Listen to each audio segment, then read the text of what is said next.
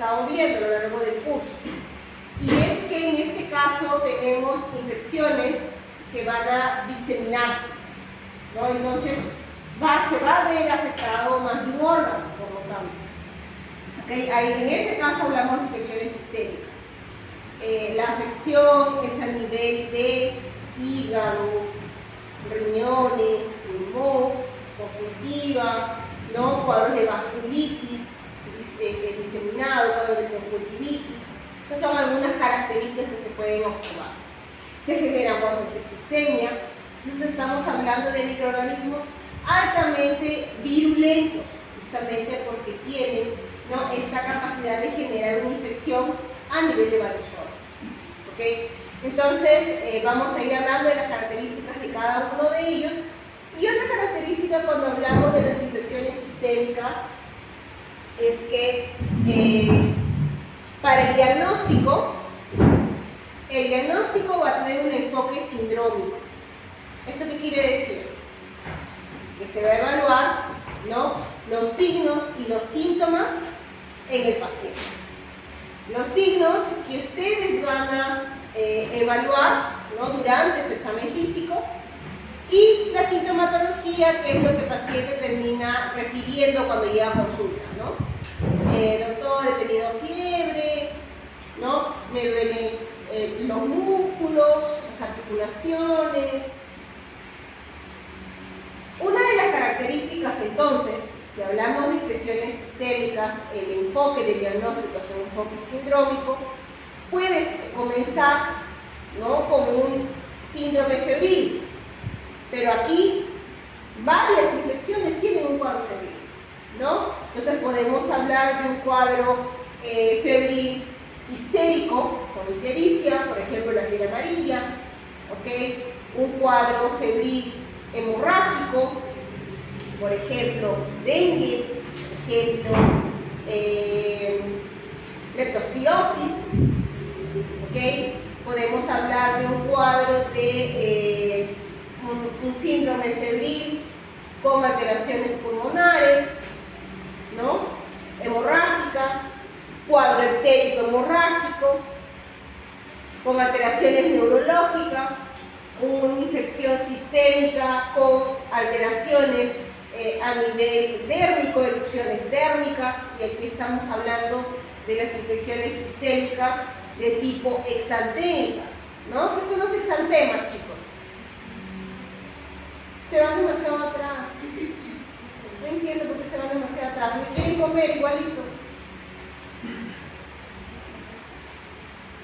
Las manifestaciones. Tengo una sala vacía y la casa está atrás. Erupciones dérmicas. Aquí estamos hablando justamente de las infecciones exantémicas. Estas infecciones exantémicas, ¿no?, que tienen las diversas manifestaciones cutáneas. Aquí hablamos de eritema, pústula, vesícula, ¿no?, hasta las pápulas, hasta la formación de la costra. Entonces, estas manifestaciones exantémicas, ¿no? Y aquí tenemos varios agentes etiológicos también. Entonces, una de las características también de las infecciones sistémicas es que pueden ser de tipo metaxémicas. Cuando hablo de una infección metaxémica, esto ya lo han visto antes ustedes. ¿Por qué? ¿Por qué el dengue se dice que es una infección metaxémica? ¿Qué caracteriza una infección metaxémica? ¿Ah? Es transmitida por un vector, exactamente. Entonces, en el caso del dengue, zika, chikungunya, fiebre amarilla, ¿no?, transmitido por vector, malaria, transmitido por vector, por ejemplo, también es una infección de tipo sistémica. El agente etiológico es un parásito, en el caso de malaria, plasmodium, ¿no? Entonces, el día de hoy vamos a hablar de ese tipo de infecciones, ¿no? Ya no es solamente un órgano, son varios. Entonces hay que tomar en cuenta, ¿no?, la patogenia de esta infección. Y infecciones a nivel del sistema nervioso central. Estas infecciones que van a alterar, van a generar un cuadro neurológico, de repente convulsiones, de repente alucinaciones, ¿no? Entonces, tomar en cuenta también que hay un sistema inmunológico, hay diversos tipos de células presentes a nivel del sistema nervioso central que tienen una función, pero que también esta función se ve alterada cuando hay un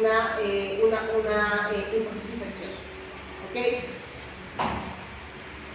Bien, entonces el día de hoy vamos a hablar justamente, explicar ustedes el objetivo, es que ustedes expliquen las características generales de una infección sistémica del sistema nervioso central y que reconozcan estos agentes causales de ese tipo de infecciones. Importante si hablamos de que las infecciones sistémicas pueden variar el agente etiológico, entonces el diagnóstico diferencial es importante.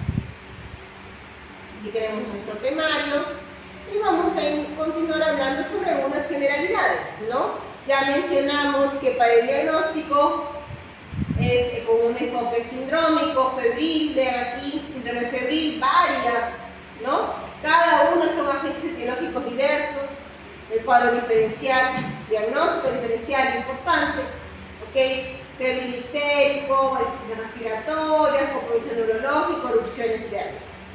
Entonces, en algunos de ellos tenemos nichos ecológicos, zonas endémicas, ¿no? Si hablamos de las metaxémicas, entonces tenemos que asociar a dónde se presenta el vector, ¿no? Para tomar esas zonas endémicas, ¿ok? Si hablamos aquí justamente de los diversos agentes etiológicos, tenemos aquí malaria, protozoario, ¿no? Genera dos tipos de infecciones, me refiero a dos fases, ¿no? Eritrocítica y hepatocítica. Tenemos aquí, ¿quién es el vector de la malaria? ¿Qué se acuerda? ¿De la malaria? Aedes es de nuestros amigos aquí, dengue, zika, chikungunya, fiebre amarilla, ¿no? De la malaria. No, no es Aedes, es un Gusanito. No, no, no sé. Es un poquito también. El anófeles. Bien. Del Chagas es el triatomino. Ajá, sí, ese es usted. Pero no es un gusanito, el triatoma no es un gusanito. No. ¿Ya es este parásito? Sí, pero... Jalado, seguro. No, sí, yo lo sé, En este momento lo aprendí y después se olvidó. No, sí, lo sé, lo repetí. ¿Tú sabes el plasmodio? El plasmodio es el nombre del protozoario, que es un protozoario. El bicho es ¿El qué? El bicho. El vector, ¿verdad? Chicos, saben cómo queda el vector, es el anófeles. Con la malaria. ¿Ah? De la malaria. Y aquí tenemos el Aedes, ¿no? El Aedes aegypti.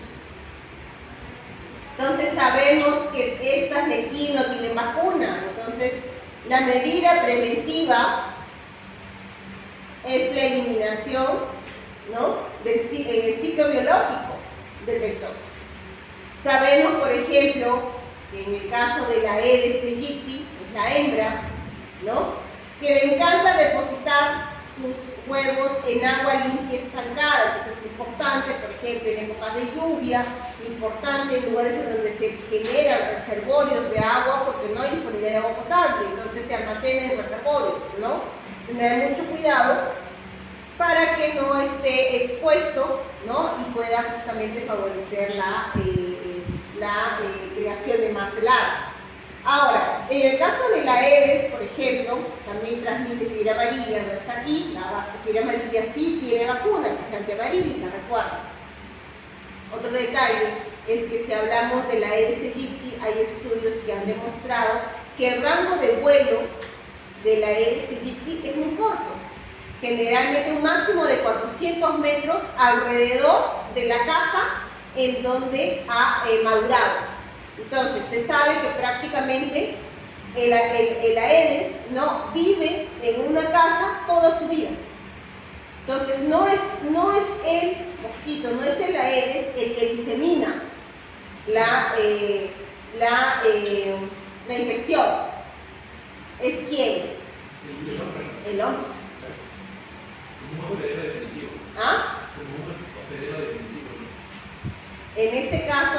justamente si el mosquito está infectado y se alimenta de un individuo que estaba sano y lo infecta, ¿no? Es este individuo el que va a salir del área, ¿no? Y viajar distancias, y en estas circunstancias, si en esa área también está presente el Aedes aegypti, uno sano, al alimentarse, capta justamente el virus y aquí disemina, propaga la infección.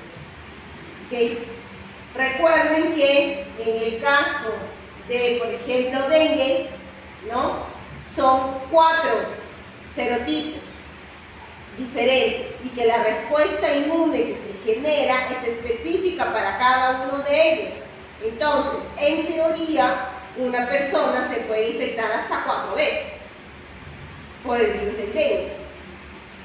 Ahora, cuanto más en la reinfección, la segunda infección que se pueda tener por un serotipo diferente, hay mayor riesgo de generar justamente dengue hemorrágico. ¿Okay? ¿Qué más sabemos?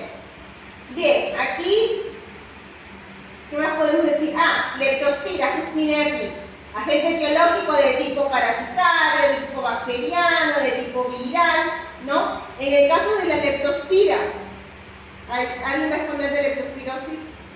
¿La leptospira quién es? ¿Ah? Muy bien, es una bacteria de tipo espiroqueta, ¿no? Espiralada. Y esto está relacionado a su motilidad, justamente, su movimiento, muy rápido.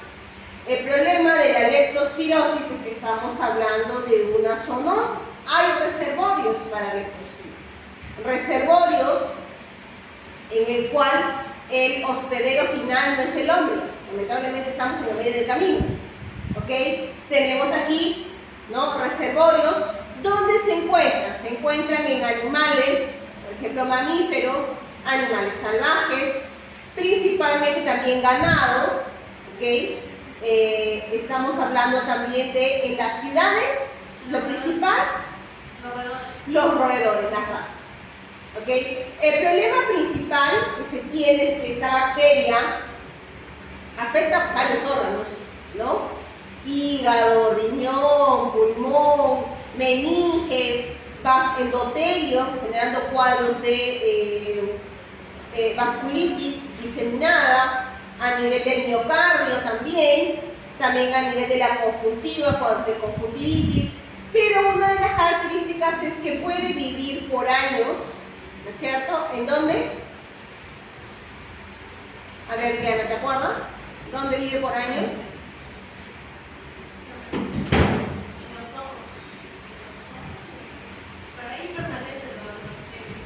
Claro, sí, tener cuadros de conjuntivitis, pero puede vivir por años en el riñón del mosquito. Y por eso es que estos reservorios terminan eliminando de forma intermitente esta bacteria en la orina y por eso contamina agua, contamina vegetación, contamina suelo. ¿Okay? Estamos hablando de una enfermedad de tipo ocupacional. Entonces, en la anamnesis, importante en la epidemiología, ¿no? Y también la historia clínica de su paciente, determinar cuál es su ocupación. ¿Okay? ¿Qué vemos aquí principalmente? Por ejemplo, si hablamos de enfermedad ocupacional y que genera una enfermedad zoonótica, entonces, por ejemplo, veterinarios están en constante contacto con diversos tipos de animales que pueden ser reservorios. Tienen contacto con la orina de un animal, la bacteria está presente. ¿Okay? ¿Qué más? Podemos tomar en cuenta, por ejemplo, una de las características de esta bacteria, y eso sus compañeras me van a mostrar, es que dentro de sus factores de virulencia tiene varias moléculas de adhesión. ¿Se acuerdan la semana pasada que hablamos de Staphylococcus aureus? Y cómo presentaba estas moléculas de adhesión, ¿no? ¿A quién se adhiere a nivel de la parte mucosa cutánea?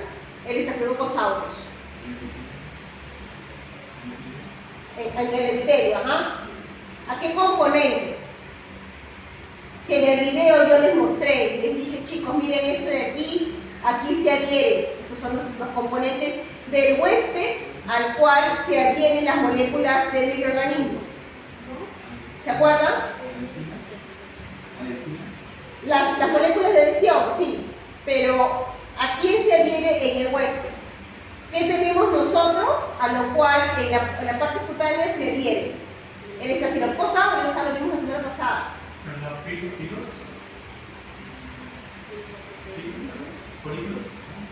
¿Quién quiere? ¿Cuál?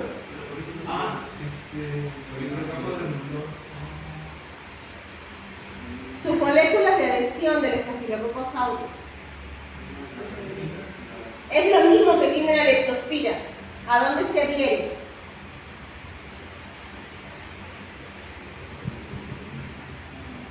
A la fibronectina, elastina, colágeno, elastina. ¿No?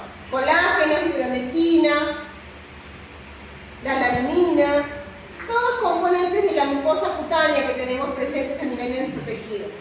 A eso que tenemos se adhieren los componentes de las moléculas de la leptospira. Entonces, en este caso, ¿no? Al adherirse justamente favorece su entrada. Si hablamos de una enfermedad ocupacional y que se encuentra a nivel de reservorios como agua, por ejemplo, en agua contaminada con la orina, ¿no? De estos roedores que presentan la bacteria infectados, entonces tenemos una gran cantidad de bacterias de tipo espiroqueta que aprovechan lesiones cutáneas para poder ingresar. Se adhieren a nivel de la mucosa cutánea, a nivel de la conjuntiva e ingresan. Entran a vasos linfáticos, torrentes sanguíneos y se diseminan. Una de las características es justamente la diseminación a nivel de vasos sanguíneos, ¿no? Generando cuadros de vasculitis, una vasculitis diseminada. ¿Qué más? En la leptospirosis, también si hablamos de enfermedad ocupacional, ¿no? Ustedes saben que nuestro país es un país que tiene varios desastres naturales, ¿no? Y dentro de ellos tenemos los huaicos. Entonces, cuando tenemos este tipo de desastre, ¿no? Lo que sucede es que si estamos hablando, por ejemplo, en zonas en donde hay justamente una alta cantidad de roedores y hay esta contaminación por esta bacteria, hay un mayor riesgo de exposición, ¿no? De la población, pero si hablamos de desastres naturales en ocupación, podemos hablar, por ejemplo, de los soldados. Los soldados no son aquellos que son, los soldaditos, no son aquellos que son destinados así cuando prioritariamente cuando hay desastres naturales para ir a ayudar. Entonces, como ocupación, es un riesgo, ¿no? Para presentar este tipo de infecciones por leptospira. Estamos hablando de una enfermedad de tipo bifásica que tiene dos fases bien marcadas, ¿no? Inicialmente la leptospiremia. ¿Qué es lo que me dice la leptospiremia? ¿Dónde encuentro la bacteria? En la sangre. Y esto se da en la primera semana de la infección. Entonces aquí, ¿qué solicita su paciente? Muestra de sangre, justamente, para realizar hemocultivo, ¿no? De pasado esta semana, ya se le encuentra a la bacteria a nivel de los riñones. Entonces, en el ser humano puede permanecer a nivel de los riñones 4 hasta 4 semanas. Y en estas 4 semanas, la bacteria al estar en los riñones es eliminada en la orina. Entonces, aquí que solicita el paciente, muestra de orina. ¿Okay? ¿Qué veo aquí? La primera fase, leptospiremia, y la segunda fase, conocida como leptospiruria o fase inmune. ¿Por qué? Porque ya aquí ya puede encontrar anticuerpos. Y si encuentro anticuerpos, puedo pedir muestra de sangre para serología. ¿Okay? Para muestra serología. Bien, aquí tengo otra bacteria. La bacteria que genera la infección de la peste, ¿no? No es nuevo, ya lo mencionamos cuando hablamos de infecciones gastrointestinales, ¿se acuerdan que mencionamos justamente a la familia de las Yersiниas? Las Yersiниas, aquí tenemos 3 especies que están relacionadas a infecciones en el ser humano. Pestis, exactamente, que está relacionado, pestis, la especie pestis, está relacionada a infecciones de tipo sistémicas. ¿Okay? Y las otras dos, enterocolítica y pseudotuberculosis, está relacionado a infecciones gastrointestinales. Y es la que vimos y mencionamos cuando hablamos de síndromes diarreicos. ¿Okay? Entonces, aquí justamente hablando de la Yersinia pestis, que es la más virulenta, ¿no? Sabemos que genera infecciones que se caracterizan por 3 fases, ¿no es cierto? Entonces, una de ellas es la que se da por la picadura de la pulga infectada. ¿Saben cuál es el nombre? Se conoce como peste bubónica. Bubónica. Caracterizado justamente por la presencia de los bubones. Son los bultos, ¿no? Que no es más que linfonodos inflamados. ¿Okay? Entonces, inicialmente se presentan los bubones en el linfonodo que está más cerca del sitio de la picadura. Por eso es que se ve a nivel del cuello, la ingle, ¿no? Y la axila. Son los iniciales. Pero después obviamente se disemina, porque ya no vemos un bubón, vemos varios. Y cuando más se disemina, más riesgo hay de que el paciente tenga que pueda fallecer, ¿no? Tiene menos chance de poder sobrellevar el tratamiento. ¿Ok? Entonces, importante en todo caso el diagnóstico rápido, el diagnóstico inicial, principalmente en las primeras 24 horas, porque ahí se tiene una mayor probabilidad, ¿no? de mejora del paciente. Tenemos la fase bubónica, ¿no? Originada por la picadura de la pulga infectada. Después, esta bacteria, ¿no? Que es transmitida por la picadura de la pulga, la Yersinia pestis justamente, llega a los bubones y después puede entrar en el torrente sanguíneo. Cae en la sangre y yo tengo otra fase septicemia. Y con esto llega a varios órganos, ¿no? Uno de ellos, importantísimo, es el pulmón. Y aquí yo tengo la otra fase. ¿Cuál es? La fase neumónica. ¿Ok? Entonces, aquí una de las características de esta bacteria en general es que tiene la capacidad de modular la respuesta inmune y hacer que, como mecanismo de escape, induce mecanismos de muerte en las células de la respuesta inmune. Mecanismos de muerte de macrófagos neutrófilos como apoptosis, necroptosis, piroptosis. Y genera tejido necrótico, genera destrucción.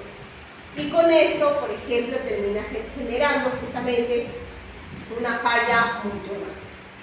¿Okay? Tener en cuenta, por ejemplo, que un paciente con fase bubónica, si no es tratado a tiempo, puede fallecer en 7 días. En una semana el pacientito se le va. En una fase neumónica, el paciente puede fallecer en 2 días, si no es tratado. Entonces, la progresión es muy rápida y el paciente muere inicialmente por falla respiratoria. No hay como fatalidad. Y falla multiorgánica. Entonces, insuficiencia pulmonar, falla multiorgánica. Vamos a hablar un poquito de eso más adelante todavía. Pero para que tengan una idea de cómo estamos hablando de este tipo de patologías, ¿no? Que tienen una progresión complicada en algunos casos, ¿no? Y llevan a su paciente a la muerte. Bien, vamos a comenzar hablando de una infección que suele presentarse en personas inmunosuprimidas, mujeres gestantes y neonatos. Y estamos hablando de la listeriosis. La Listeria monocytogenes es una bacteria, un agente causal, un bacilo gram positivo. ¿Qué características tiene? Es un patógeno oportunista intracelular. Como tal, es capaz de invadir células del endotelio, de diversos tipos de órganos, y también células de la respuesta inmune, dentro de ellas los macrófagos. Entonces, genera focos de infección en humanos y también en otros tipos de animales. ¿Qué tipo de afecciones presenta? Está relacionado a la clínica, justamente porque es capaz de atravesar 3 barreras importantes. Ingresa por el alimento contaminado por la bacteria, ¿okay? Productos, por ejemplo, productos lácteos de dudosa procedencia, eso quiere decir no pasteurizados. Por eso es que es importante en el caso de las mujeres gestantes tener mucho cuidado con la ingesta de alimentos, porque es mayor susceptibilidad. Ingresa esta bacteria, ¿no?, por el alimento y afecta el intestino. El problema genera cuadros de gastroenteritis, cuadros de diarrea.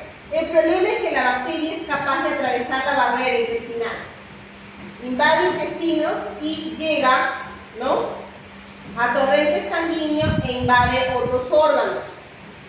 Y aquí se disemina. Entonces afecta, por ejemplo, otros órganos como el hígado, vaso, torrente sanguíneo, y al diseminarse es capaz de atravesar la barrera hematoencefálica y genera cuadros de meningoencefalitis. Estos cuadros de meningoencefalitis, ¿okay?, que se observan, puede ser esta afección por listeria, hasta el 30% de los casos puede llevar a muerte del paciente. ¿Qué más? Y esto también está dentro de los cuadros de infecciones neonatales, porque Listeria monocytogenes genera el 20% de los casos de meningitis neonatal. ¿Okay? La semana que viene, que vamos a hablar de infecciones obstétricas y neonatales, vamos a recordar esta bacteria. Entonces, cuando yo les diga, chicos, ¿se acuerdan de la listeria? ¿Qué tipo de patología presenta? Me tienen que decir que sí, porque la acabamos de ver. ¿Ok?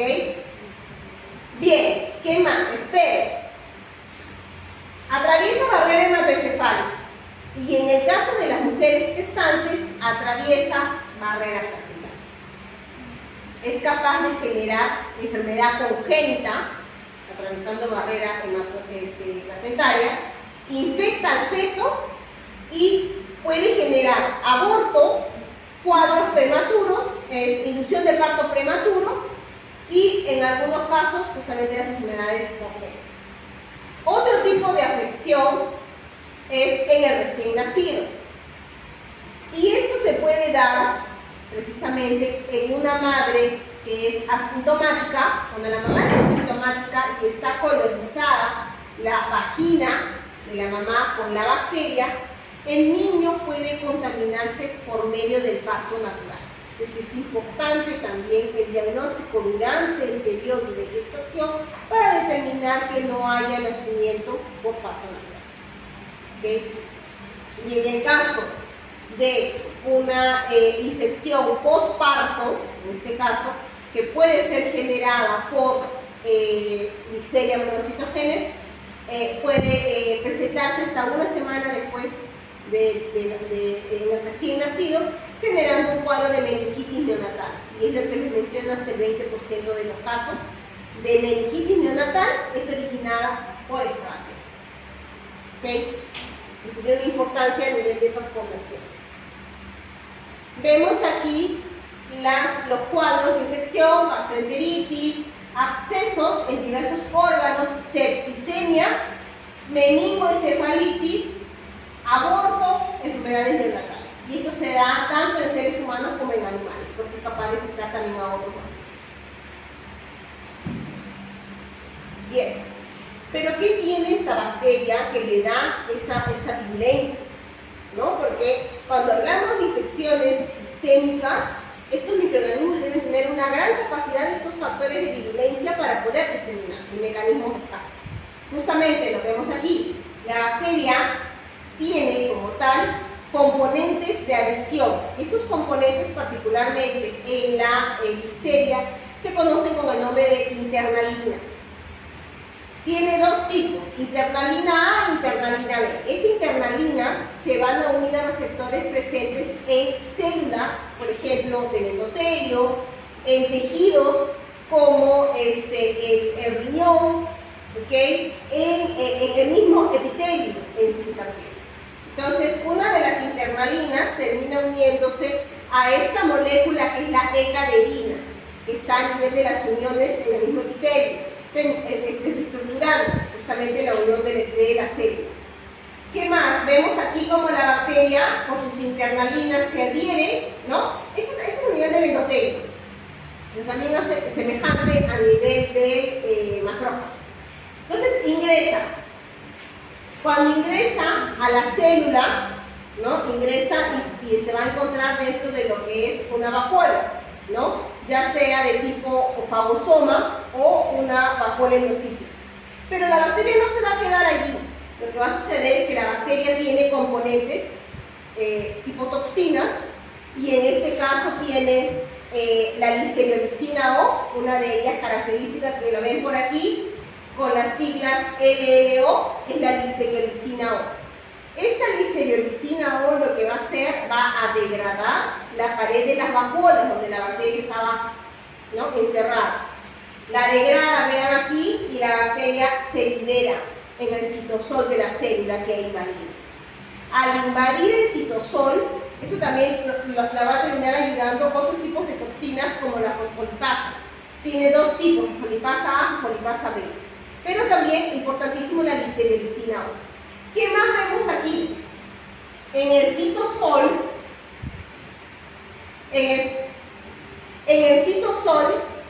esta bacteria tiene presente también otros tipos de componentes proteínicos, como es el caso de la actina A, se conoce. ¿Qué tal?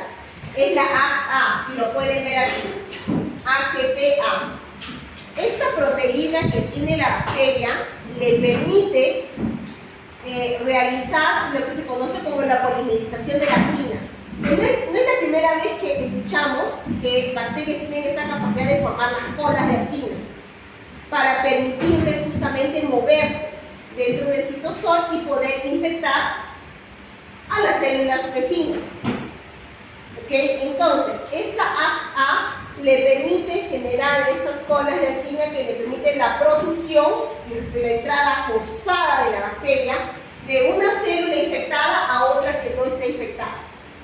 Y esto, después de que ingresa, la bacteria es envuelta en vacuolas endocíticas, como bien mencionado previamente. ¿Y cómo se escapa? De nuevo hace uso de su listeriolizina O, de su fosfolipasa A, fosfolipasa B, para poder destruir, vean aquí, forma poros, destruye la vacuola en donde estaba presente y se escapa.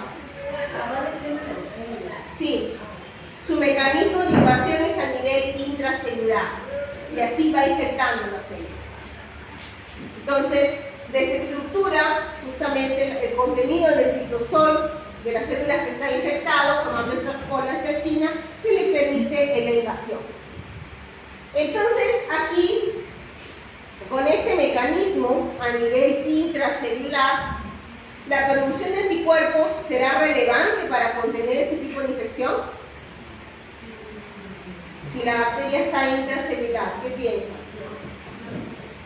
No es relevante, no es importante para el control de la infección, porque estamos hablando de un microorganismo intracelular. Los anticuerpos son de tipo extracelular neutralizantes. Entonces aquí es importante para el control de esta infección, por ejemplo, a nivel del sistema inmune adaptativo, células T, CD8 citotóxicas. ¿Okay? Son ellas que van a estar relacionadas al control de la infección primaria y también de la memoria de la protección. Eso es lo que vemos aquí, ¿no?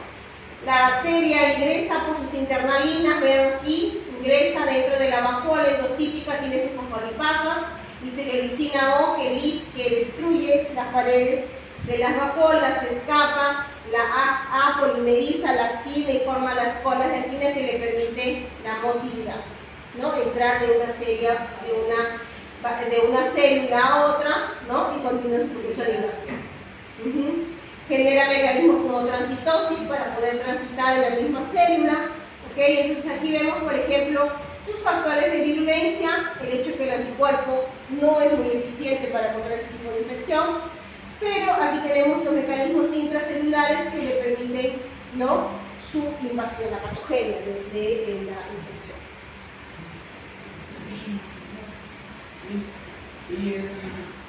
Dice, historia de modificación del artículo performático rugoso.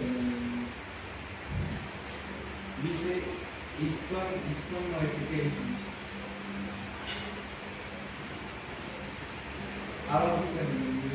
Ya. Es porque tiene componentes también, genes que terminan alterando, ¿no?, a nivel del núcleo, modificando para poder generar justamente una alteración a nivel del retículo endoplasmático, todo con la finalidad de desestructurar la célula que ha invadido, para provocar la destrucción. Genera estrés a nivel del sistema reticular endotelial, porque modifica la producción de histonas, los componentes proteínicos de la célula que está invadida. ¿Okay? Bien, en la parte de la infección y la respuesta inmune innata, ¿no?, ¿cómo sería? Tenemos que la misma bacteria, esas internalinas, le permiten unirse también a receptores presentes en el macrófago. Y una vez que se une a receptores en el macrófago, ya no va a ser fagocitada. La bacteria ingresa al macrófago.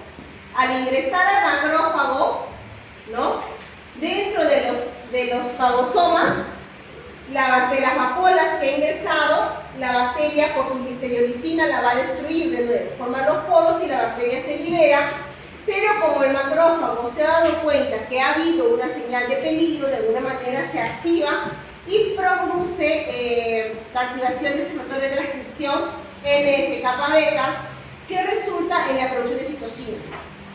Y dentro de los componentes que fueron producidos por la activación del NF-kappa beta, se va a producir también algunos otros componentes quimiotácticos, como es el CL2 y el CCR2. Estos componentes quimiotácticos justamente van a atraer neutrófilos y van a atraer monocitos. Al atraer monocitos al foco de infección, por este gradiente, ¿no?, quimiotáctico, lo que va a suceder es que los productos que fueron liberados por la misma bacteria, ¿okay?, van a activar estos monocitos que están llegando, y al activar por medio de receptores tipo TOL, ¿no?, por los PRR, este monocito va a terminar diferenciándose en una dendrítica. Y esta dendrítica que es generada se conoce con el nombre de dendrítica TIL dendrítica.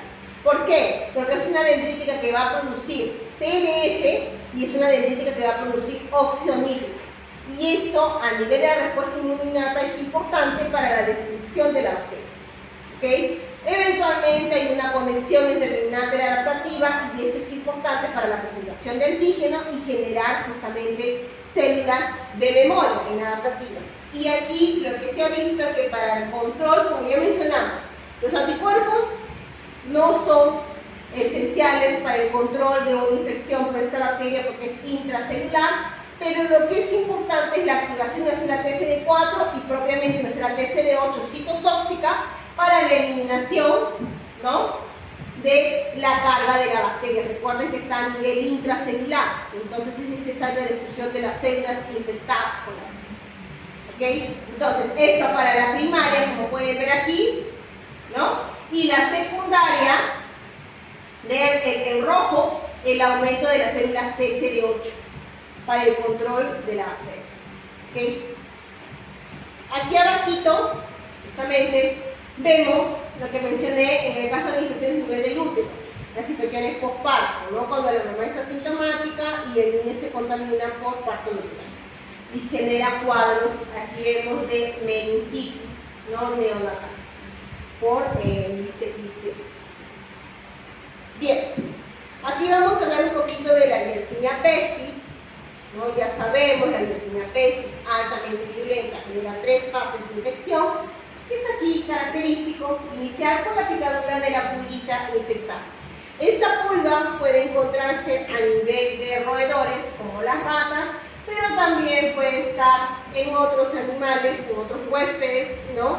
Como aquí en los criaderos, ¿no? Los conejillos de indias, cuy en este caso, ¿no? Entonces siempre hay recomendaciones para las personas que crían estos animalitos que tengan cuidado de los lugares y el contacto con que otros animales pueden tener, justamente para evitar la contaminación en zonas que hay brotes por Yersinia pestis. Bien, habíamos mencionado que la Yersinia como género hay 3 especies que afectan al hombre. 2 de ellas generan infecciones gastrointestinales, y lo vemos por aquí, ¿no? Por consumo de alimentos contaminados con la bacteria, y tenemos a la Yersinia enterocolítica, por consumo de carne contaminada de cerdo, por ejemplo, y la Yersinia pseudotuberculosis por el consumo de alimentos, no verduras, vemos aquí, ¿no? Contaminadas. Ingresan por el alimento y de allí generan cuadros de gastroenteritis, cuadros de diarrea. Estas bacterias no generan infecciones diseminadas, no generan infecciones sistémicas. Quien genera es la Yersinia pestis, como lo vemos aquí. Cuadros de infección a nivel bubónica, ¿no? Septicémica y neumónica. Bien, entonces esto nos lleva a la gran pregunta. ¿Qué hace a una bacteria ser más virulenta comparado con otras especies, ¿no? Del mismo género que no lo son? Y aquí podemos venirse. ¿Ah? No. Los genes que presentan a nivel genético. Y aquí se ha hecho justamente estudios a nivel del genoma de estas bacterias. Por ejemplo, en el caso de la Shigella y la Escherichia coli enterinvasiva y la Salmonella, se le comparó con la E. coli comensal. La E. coli no patógena, que forma parte de la microbiota, tiene justamente un grupo de genes que están relacionados al comensalismo, que están relacionados a no generar infecciones, o sea, que no sean dañinos para sus huéspedes. ¿Cuáles son? Justamente en este estudio se conocen en general estos genes que están presentes en estas bacterias no infecciosas, no patógenas, como genes antivirulencia. ¿Ok?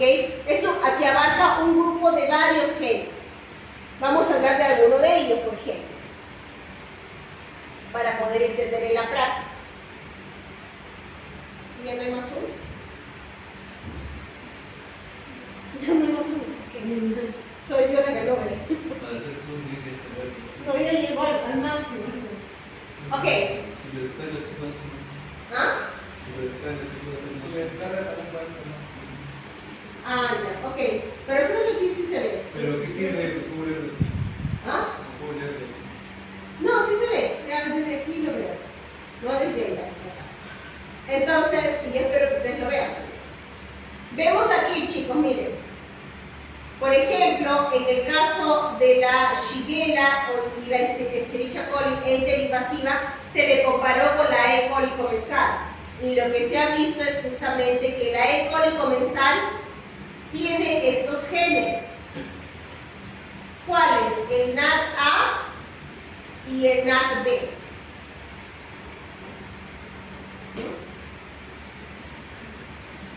No se ve. Es el NAT-A y el NAT-B.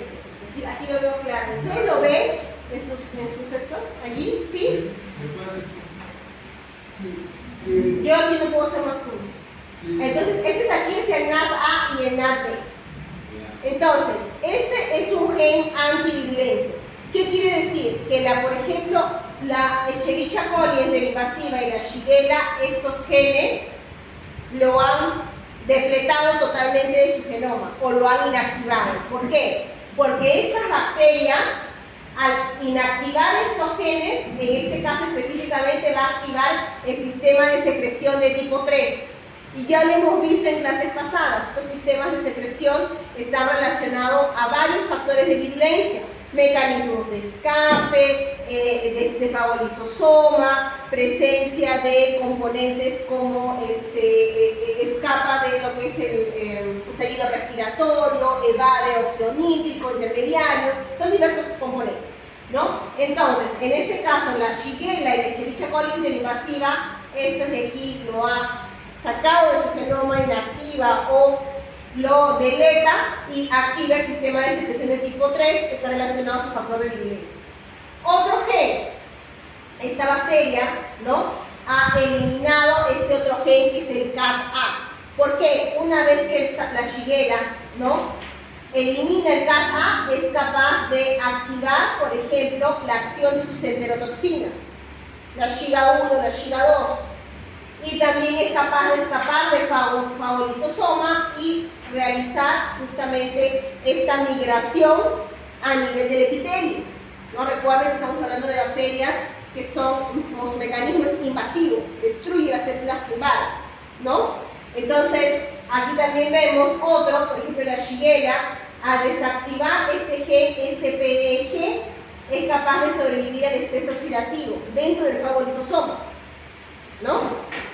Entonces, estos son algunos ejemplos. Entonces, en general, los genes antivirulencia se saben que son genes, o conjunto de genes que son incompatibles con la virulencia, con la patogenicidad que presentan estos patógenos, ¿no?, que generan cuadros infecciosos.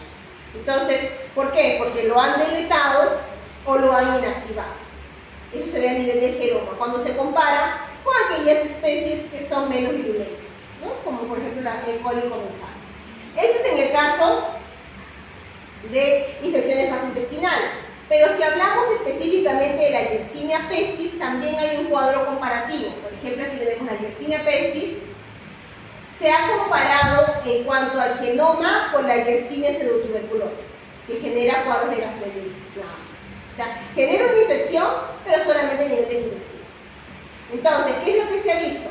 Que la Yersinia pestis, por ejemplo, es capaz de deletar este gen aquí, RSA, LGHA.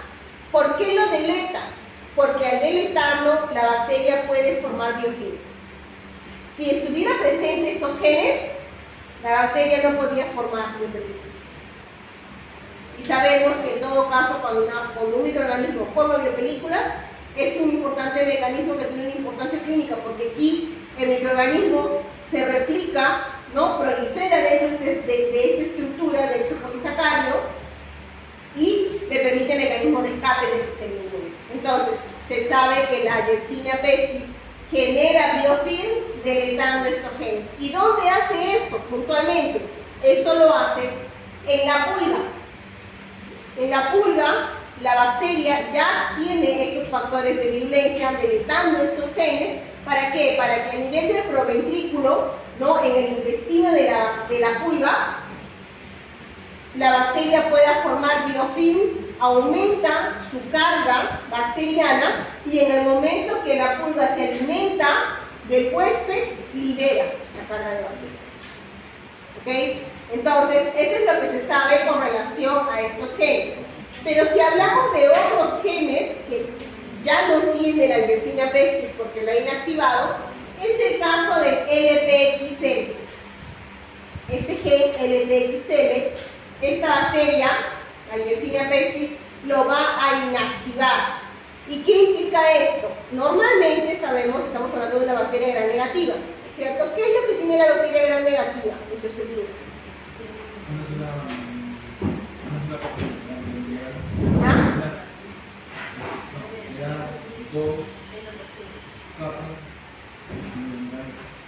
Tiene espacio periplásmico, ¿no es cierto? Y tiene peptidoglucano delgado y tiene endotoxina.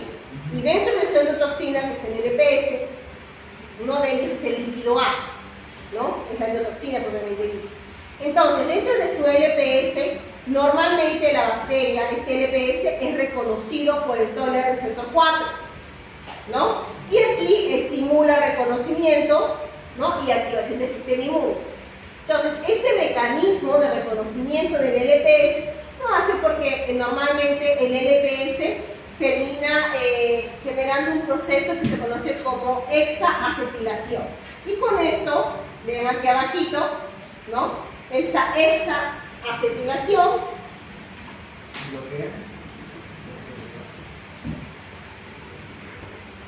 cuando está presente el gen, el lípido A tiene este mecanismo de hexaacetilación y esto le permite al lípido A ser reconocido por el toll-like receptor 4, entonces estimula respuesta.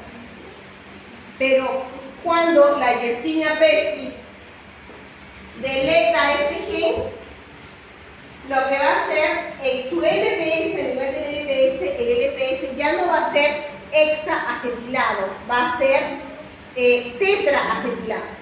Y esta tetraacetilación va a provocar que el LPS sea modificado de tal manera que no va a ser reconocido por el toll-like receptor 4. Entonces aquí, al unirse el toll-like receptor, no lo va a estimular. No hay estimulación del toll-like receptor 4, no hay inducción de proteínas inflamatorias, no hay mecanismo de defensa. Entonces, la bacteria, es lo que dice aquí, se protege contra el sistema inmune cuando desactiva el LPX. ¿Para qué me sirve esto? Bueno, para poder entender la patogenia de la infección por esta bacteria.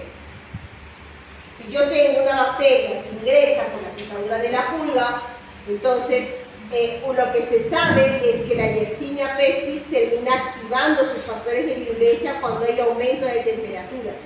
Entonces, a nivel de la piel, esta temperatura tiene que ser mayor de 30 grados. A nivel de la piel nosotros tenemos temperaturas de 26, 25 grados. Entonces, en este punto no hay respuesta inflamatoria. La fase bubónica se caracteriza por tener dos fases de respuesta inmune. Fase preinflamatoria y fase inflamatoria. ¿Cuál es la diferencia entre uno y otro? Es justamente, se genera un proceso inflamatorio cuando la bacteria activa sus factores de virulencia, lo cual no lo hace en la fase preinflamatoria. En la fase preinflamatoria, la bacteria tiene como características, por ejemplo, su sistema de secreción de tipo 3 es nulo casi, es bajo. No tiene antígenos capsulares y su LPS es normal. Sus factores de virulencia están desactivados de la bacteria. Por eso es que yo tengo esta fase preinflamatoria. No hay un reclutamiento masivo de células de la respuesta inmune. Temperaturas bajas a nivel de la piel.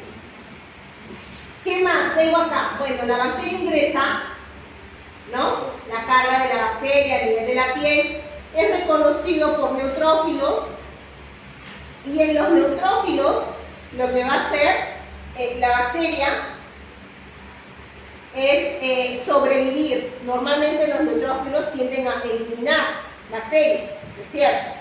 El mecanismo protector, pero en este caso la bacteria sobrevive dentro del neutrófilo y estimula que el neutrófilo produzca citocinas de tipo antiinflamatorios, como aquí es el caso de la interleucina RA. Ojo, esta interleucina RA no es la interleucina 1 inflamatoria, es todo lo contrario, es antiinflamatoria, es antagonista de la interleucina 1A que conocemos.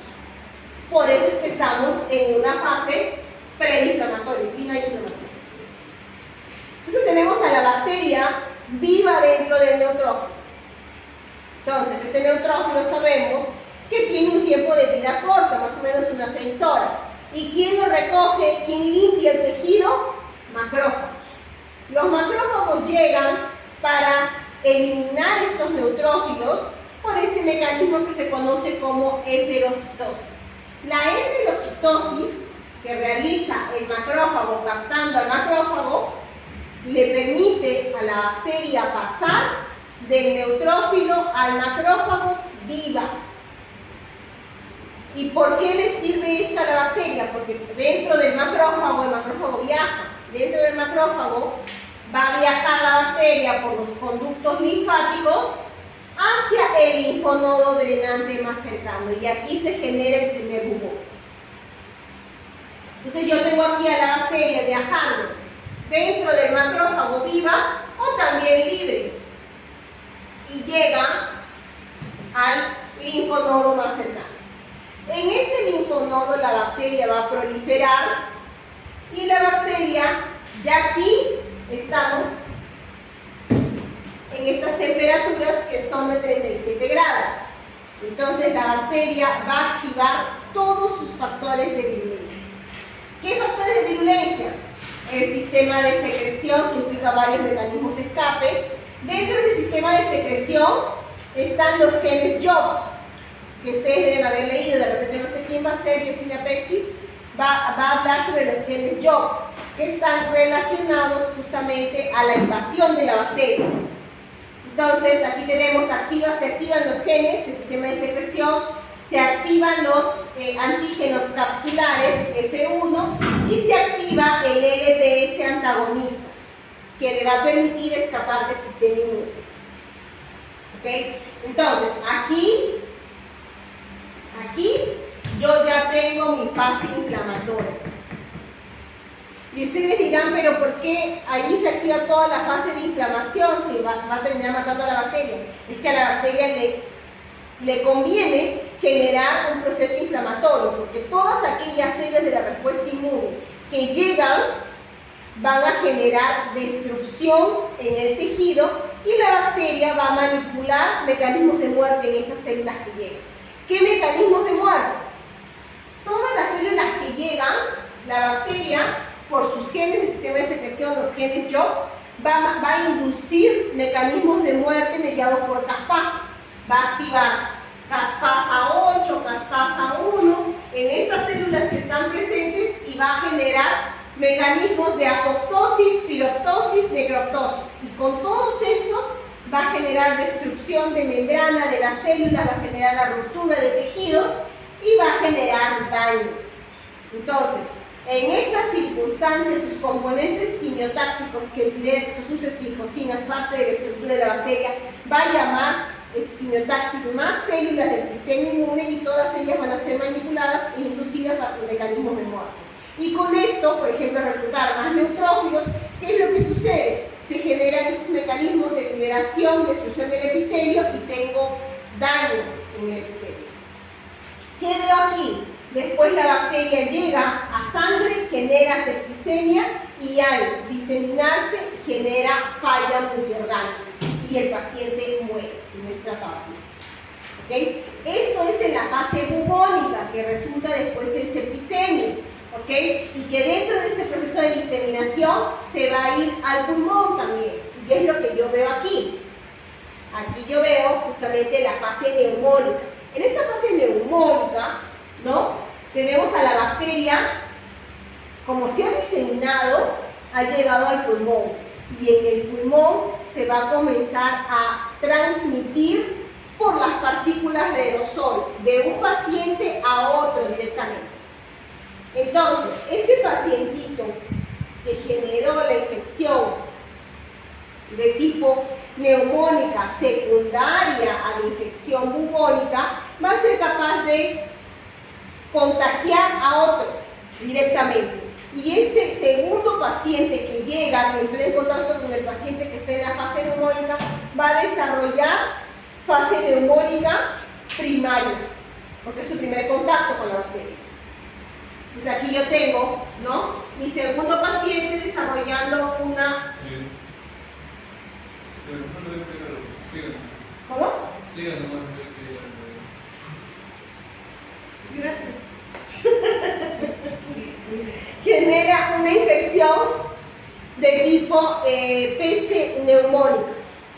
De tipo, y aquí, recuerden que en esta circunstancia,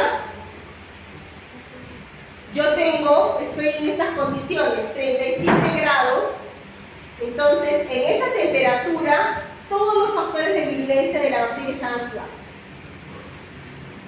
Y tengo aquí su sistema de secreción en alta expresión, sus antígenos capsulares y su LPS antagonista. Y es reclutado justamente todas las células que inicialmente aquí en el pulmón, quien se va a ver afectado son los macrófagos alveolares. ¿Se puede confundir con TBC? ¿Se podría confundir?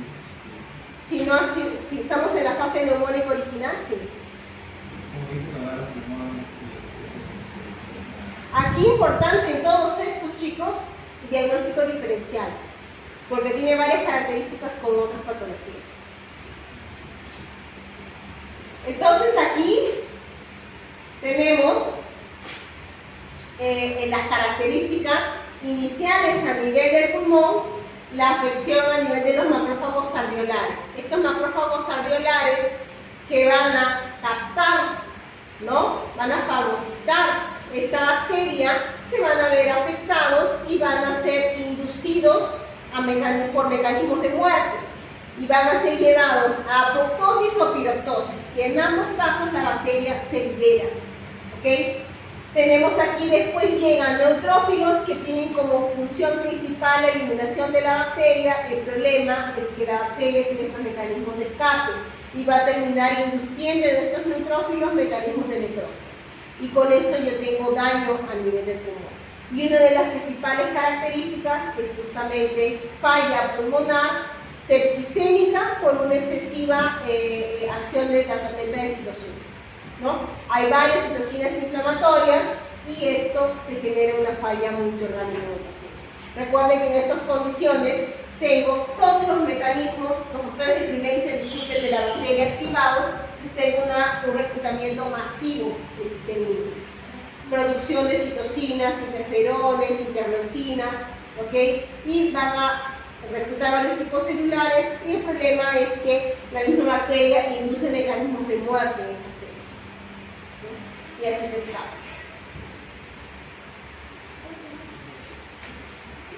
Bien, aquí tenemos a la leptospirosis.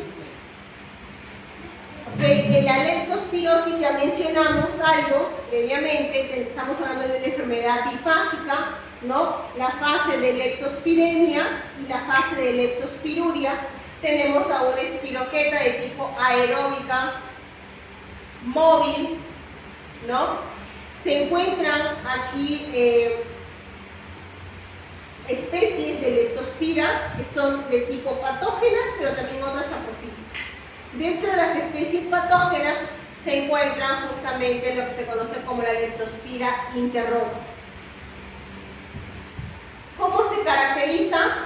Aquí es por los componentes de los carbohidratos a nivel de su LPS. Y aquí, bueno, tomamos en cuenta, ¿no?, que esta bacteria es una de las pocas que genera infecciones en órganos como el hígado, pulmón y el riñón. Aquí se había mencionado, recuerden que uno de los que transmiten en las ciudades, ¿no?, los roedores, ¿no?, por la presencia de la orina contaminada con la bacteria. Y una de las enfermedades ocupacionales, recuerden que habíamos comentado, ¿no?, es justamente los veterinarios, pero también estas personas que trabajan en actividades como la agricultura, que tienen contacto con los animales, los ganaderos, y también estas personas, como pueden ver aquí, que trabajan recolectando, por ejemplo, en los lugares donde se cosecha arroz, ¿ok?, o también en los cañaverales. Entonces, estos de aquí, vean, están en esta posición durante tiempos prolongados, en épocas, ¿no?, que trabajan así en la tierra. Entonces, si esta agua está contaminada con la leptospira, el acceso a lesiones cutáneas y la vía de entrada, ¿no?, se puede presentar en estas condiciones. Aquí vemos justamente, ¿no?, ¿dónde se presenta? En animales salvajes, en roedores, agua contaminada, suelo contaminado. Entonces tenemos aquí, vean, cómo afecta a diversos tipos de animales y genera diversos tipos de patologías.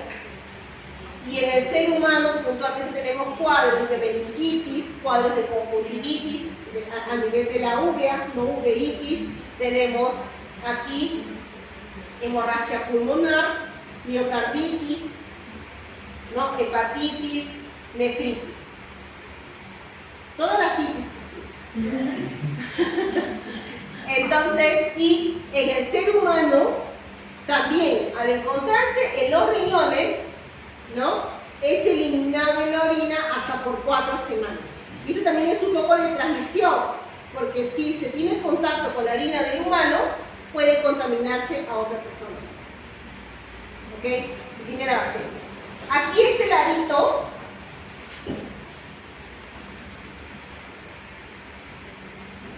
vemos los factores de virulencia de adhesión de esta bacteria, ¿no? Miren, este de aquí es la bacteria, la parte de aquí abajo. Vean las moléculas de adhesión que se presentan. Y aquí están justamente los que se conocen como las moléculas de la matriz adhesiva del microorganismo. Vean las que tiene acá. Tiene LP1454, su LPS, ¿no? LIP32, LIPL32, LIP-A, LIP-B, LEN-A.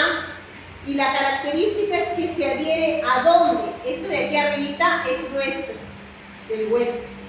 Se adhiere a la fibronectina, laminina, colágeno, elastina. Entonces los componentes de adhesión de la bacteria de la leptospira se adhieren a los componentes de nuestra matriz extracelular. Aquí tenemos la enfermedad, la patogénesis que les mencioné, 2 fases, ¿no? Ingresa a nivel de la mucosa, tiene más o menos la leptospiremia hasta 3 días, ¿no? Se presentan los síntomas, fiebre, mialgia, fatiga, tenemos alteración a nivel de la conjuntiva. Es una de las características que a veces pasa desapercibido, la inflamación a nivel de la conjuntiva. Tenemos aquí la clínica, vean, 90% de los casos se presenta el paciente anictérico, o sea, sin señales de ictericia. Y se presentan las formas, estas son las formas más comunes y en algunos casos las formas más leves. Tiene un índice de mortalidad de menos del 2%. Pero aquí tenemos el 10% restante, es el paciente que se presenta con cuadro ictérico y que se generan las formas más graves, ¿no?, de la enfermedad. Y adentro de las formas más graves, está lo que se conoce como el síndrome de Weill, ¿no?, con los cuadros de ictericia. Entonces, a veces en una infección por leptospirosis no es necesario, como estamos viendo, que se genere un cuadro de ictericia. Eso es importante. ¿Okay? Si fuera ictericia sería muy fácil el diagnóstico. El problema es la dificultad en el diagnóstico. Y aquí quiero hacer un breve paréntesis, porque aquí estamos hablando que el diagnóstico diferencial es sumamente importante. Estamos hablando de una bacteria.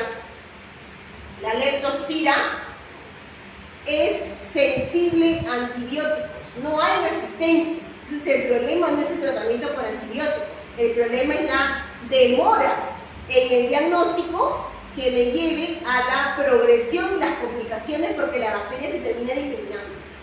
¿Okay?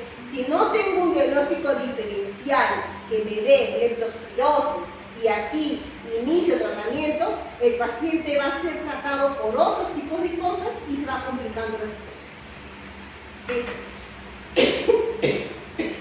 Entonces, esto es importante, diagnóstico diferencial. Y en base, justamente, en la anamnesis, tener la historia clínica del paciente bien detallada. Recuerden que estamos hablando de una enfermedad ocupacional.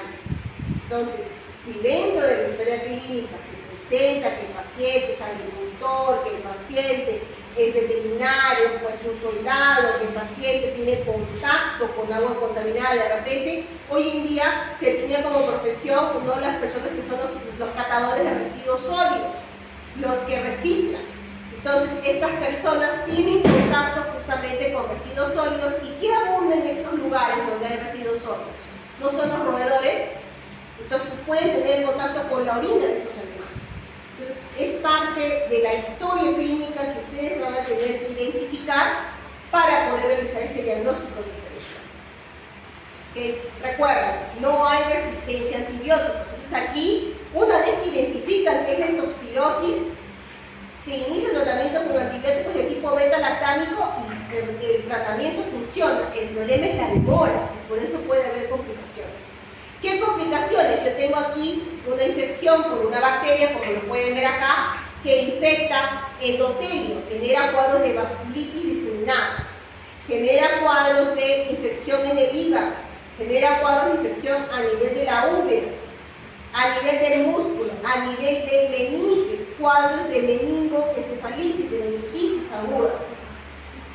Tenemos aquí en el pulmón. Vean aquí, enfermedad sistémica autolimitada, 90% de los casos, que es esta de aquí, la más común. El problema unipotencial, 10%.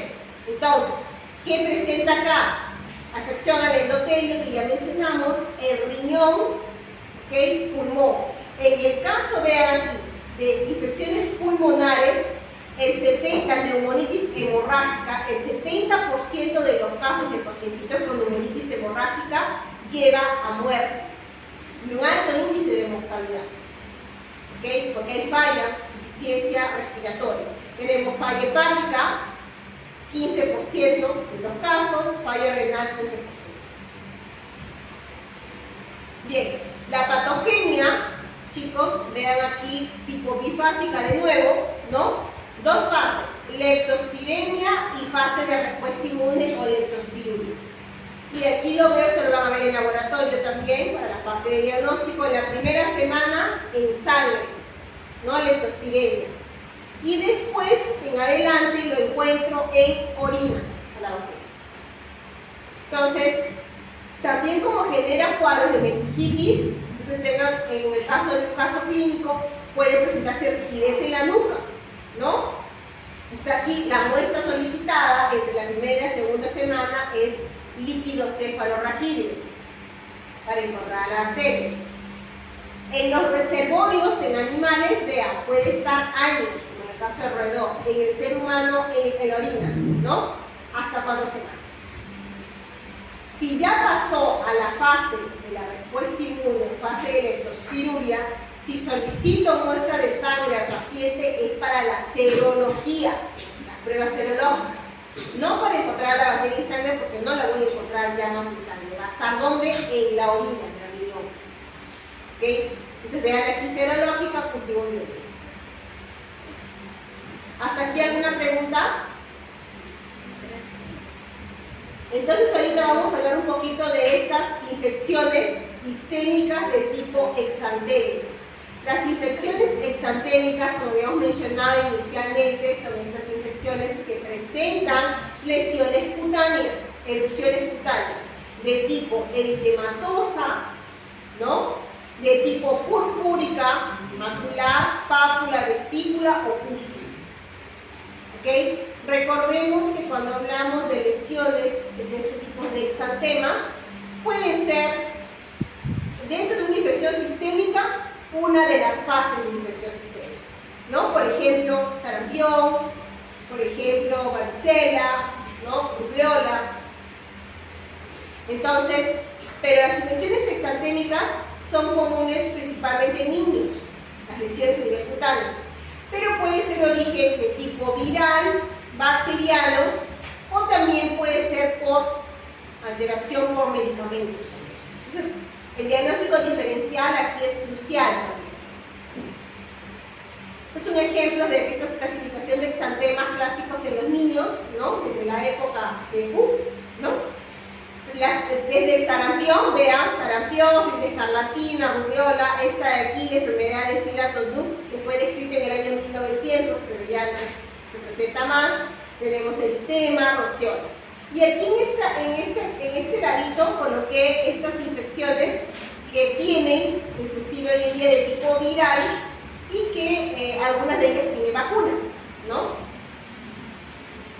Justamente. ¿Cuáles tienen vacunas que hemos visto en nuestra clase número 5? sarampión, rubiola, varicela, parodontitis, fiebre amarilla. Y aquí tenemos, ¿no?, el sitio de aplicación de la vacuna, las dosis y algunas complicaciones que se pueden presentar. Entonces, vamos a ver un poquito sobre el sarampión. Este virus ingresa precisamente por el aparato respiratorio, por partículas de aerosoles o partículas de Fluch, en este caso, y se adhiere a nivel de células, ¿no?, del epitelio, células ciliadas del epitelio. Ahora, también puede ingresar a nivel de la conjuntiva, ¿okay?, en el aparato respiratorio, y genera, vemos aquí, una diseminación a nivel del sistema linfático, genera un pico de viremia, y la viremia es importante en el caso de la patogenia de este virus porque le permite diseminarse a otros tejidos y aquí genera justamente la infección y un segundo pico de viremia con una carga mayor de virus. Tenemos aquí, ¿dónde se va a diseminar? En la conjuntiva, el tracto respiratorio, urinario, vasos sanguíneos, sistema linfático, sistema nervioso central. Entonces, justamente con este segundo pico de viremia, la diseminación, comienza a presentarse las lesiones a nivel de la piel, lesiones cutáneas, porque hay afección a nivel de los queratinocitos. Y aquí, eventualmente, tenemos la respuesta inmune que consigue eliminar el virus, la memoria, ¿ok? Y en algunos pocos casos muy raros hay afecciones a lo largo de los años, hasta veces décadas después, como por ejemplo la encefalitis postinfecciosa o también tenemos la parencefalitis esclerosa subaguda, ¿okay? Pero ese es raro. Lo que yo quiero que vean también aquí abajito es que no hay, o sea, en general esto puede afectar a quién, a niños menores de 5 años, mayores de 20, embarazadas, inmunosuprimidos, inclusive, ¿no?, a personas inmunocompetentes pueden desarrollar formas graves. Entonces no hay un grupo, ¿no?, restricto para que genere este tipo de infección. ¿Qué características tiene? Vemos aquí, como parte de la enfermedad tenemos un periodo de incubación y después se presenta la triada característica. Tenemos aquí fiebre, una característica es las fiebres altas, 39-40 grados, lo podemos ver por aquí. Y después tenemos la tos, coriza, ¿no?, y conjuntivitis, esa es la triada. Y posteriormente se aparecen a nivel de la mucosa oral, la parte de del paladar, las manchas de Koch, que son unas manchas de puntos blancos, eritematosas. ¿Okay? Eso aparece, vean aquí, más o menos por el día 2. Y más adelante, como parte del cuadro infeccioso, después de la diseminación, los exanteres. Entonces, aquí tenemos, veamos aquí arribita, ¿no?, en la fase respiratoria las manchas de Koch, inicialmente en el día 2, después tenemos lesiones eritematosas y la respuesta inmune que va acompañando. Células de CD8, anticuerpos IgM e IgG. Entonces las lesiones cutáneas desaparecen cuando el sistema inmune consigue controlar la carga de virus, consigue controlar la infección con virus. ¿Qué tipo de respuesta se presenta? Lo veo por aquí.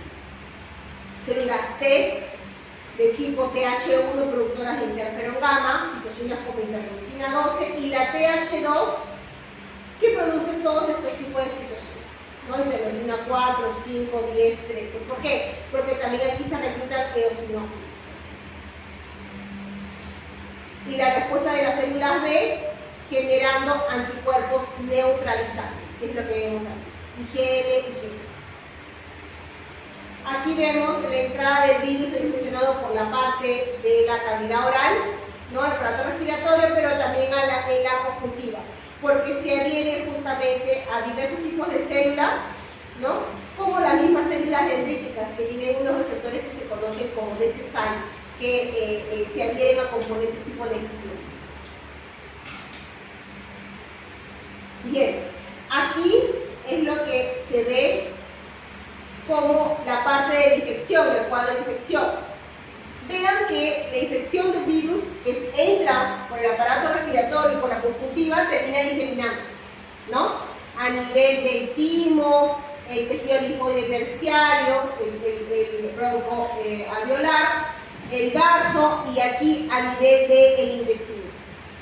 Entonces, vean aquí atrásito que se ve como un pico verde, ¿no? Atrás, aquí.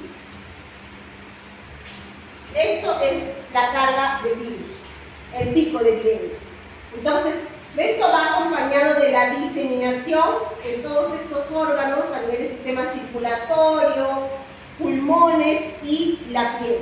Cuando se ve la infección de la piel es ya la diseminación, ¿no? A nivel del tejido epitelial y justamente se acompaña de cuadros de conjuntivitis, el rash cutáneo, las lesiones eritematosas y una característica de la infección originada por el virus del sarampión es la depresión de las células de la respuesta inmune. ¿Qué implica? Que con el aumento de la carga del virus, ¿okay?, el sistema inmune queda temporalmente depletado. Entonces, una de las características, se dice que por la misma diseminación del virus a todos los diversos tipos de tejidos, hay una sobrecarga del sistema inmune en este caso. Inclusive terminan exponiéndose o genera una disbiosis al nivel del intestino. Y en esta disbiosis los antígenos de la propia microbiota terminan generando una respuesta inflamatoria. Entonces el sistema inmune en estas condiciones queda saturado. Entonces se genera una leve depresión de tipo transitoria que implica que en estas condiciones el paciente es susceptible a infecciones oportunistas. Su sistema inmune está totalmente parado. Esto es algo transitorio, pero que eventualmente se sabe que el sistema inmune se reactiva y al reactivarse el sistema inmune, el paciente justamente está aquí, consigue la eliminación de la carga del virus y la mejora del paciente. ¿Ok? Aquí vemos cómo se disemina por las partículas, ¿no?, de aerosol una vez que invade el aparato respiratorio. Aquí tenemos un cuadro comparativo entre dengue, zika, chikungunya, sarampión, en base a ciertas características, ¿no?, como la fiebre, exantemas, hiperemias, mialgia, edema, linfadenopatías, tos, coriza, ¿no?, hemorragia, hepatomegalia, dengue, chikungunya presentan y leucopenia y trombocitopenia. ¿Qué más vemos aquí? Otro cuadrito comparativo entre fiebre amarilla, dengue, chikungunya. Ya hemos visto que entre estas la única que tiene vacuna es la fiebre amarilla, ¿no? El restante, estamos hablando del control del ciclo biológico del mosquito, de la Aedes, ¿no? Y sabemos que no hay un tratamiento específico, lo que se hace es un tratamiento de soporte sintomático. Tenemos el sarampión aquí comparándolo con otras infecciones de tipo exantémicas, ¿no? Rubiola, dengue, eritema infeccioso, la rociola también. Y aquí vemos, ¿qué es lo que resalta aquí? Justamente las lesiones, las exantémicas, ¿okay? Todos presentan cuadro febril. Tenemos a nivel de la conjuntiva, es el sarampión y el dengue, ¿no? Tenemos tos, coriza, el sarampión. Las otras no presentan, adenopatías, la única presenta aquí rubiola, dengue, rociola, serológica, IgM, y aquí lo que quería mencionar es justamente las lesiones, las afecciones a nivel de las consecuencias durante el embarazo. En el caso del sarampión se genera aborto, ¿ok?, pero no hay infecciones congénitas. En el caso de la rubiola hay inducción de aborto y hay enfermedades congénitas porque es capaz de atravesar la membrana placentaria, ¿ok? Entonces, y en las otras no hay riesgo. Bueno, en el eritema infeccioso sí de aborto, ¿ok? Esa es la que más que nada resalta. ¿Y cuál tiene vacuna? Bueno, sarampión y rubiola, el resto no. Siempre los diagnósticos diferenciales para ayudar, ¿no?, como criterios. Y aquí vamos a hablar un poquito sobre de la varicela. La varicela zoster es generado por un virus que pertenece a la familia de los herpesvirus. Una de las características de este tipo de virus es que presenta un estado de latencia. Este estado de latencia genera una reactivación por el mismo virus. ¿Dónde se genera la latencia? ¿Dónde se almacena el virus? En las neuronas. ¿Okay? Y en la infección primaria yo tengo justamente una infección de la varicela y en la secundaria la zoster. ¿Okay? Bien, aquí tenemos en la patogénesis de esta infección, justamente ingresa por las partículas de aerosol, el aparato respiratorio, hay afección y se disemina por los conductos linfáticos. Tenemos la afección a nivel de órganos, hígado, vaso, sistema reticuloendotelial, nuestro cuadro de viremia, ¿no? Y este virus termina llegando al nivel de la piel. En la piel hay una progresión en cuanto a lesiones exantémicas, que se caracterizan justamente por la presencia de máculas, pápulas, vesículas, pústulas. Y después, finalmente, las costas, que es lo que vemos aquí, ¿no? Las pústulas y las costas. ¿Qué es importante en términos de la respuesta inmune? Para la recuperación, la presencia de interferones alfa, por ejemplo, presencia de natural killer, y la respuesta inmune que limita los anticuerpos neutralizantes celulares. Entonces, sabemos que las lesiones a nivel de la piel no son características y la latencia en las neuronas. ¿En qué regiones? A nivel de los ganglios de raíces nerviosas dorsales o craneales, ¿no? En las neuronas. Y justamente, dependiendo del sitio de donde se encuentre almacenado en las neuronas, es la región en donde se va a presentar las lesiones herpéticas en el cuerpo. Puede ser en el hemitórax derecho, izquierdo. ¿Okay? Aquí vemos, en términos, ¿no?, de la afección, de la infección en sí, la varicela como infección primaria. ¿Okay? Hay algunos casos raros en donde hay complicaciones en los niños, pero aquí puede darse por una complicación de presencia de una bacteria, una sepsis bacteriana, un cuadro de neumonía, encefalitis o complicaciones hemorrágicas. En la mayoría de los casos no es ese lo que sucede. ¿Okay? Tenemos el contacto primario y el control de la infección, la memoria. Pero el problema es que tenemos aquí la latencia a nivel de las neuronas. ¿Cuándo se activa? Se activa la reactivación y la presencia del segundo pico de viremia, que es la zoster, se presenta cuando hay una falla en la respuesta inmune. Generalmente se asocia con el grupo etario, adultos mayores, ¿no? Mayores de 60, 70, 80 años. ¿Okay? Recuerden que el sistema inmune comienza a disminuir y con esto se puede dar la reactivación de la infección por este virus. ¿Puede producir lesiones? Sí, produce lesiones herpéticas. A diferencia de las que se generan en los niños, que es en todo el cuerpo, en los adultos mayores es solamente un lado. Derecho, izquierdo. ¿Por qué? Porque se asocia que, por ejemplo, el virus puede haber estado almacenado a nivel de las neuronas de esta región. Entonces brotó y se manifestó rápidamente por un lado. Son lesiones herpéticas dolorosas.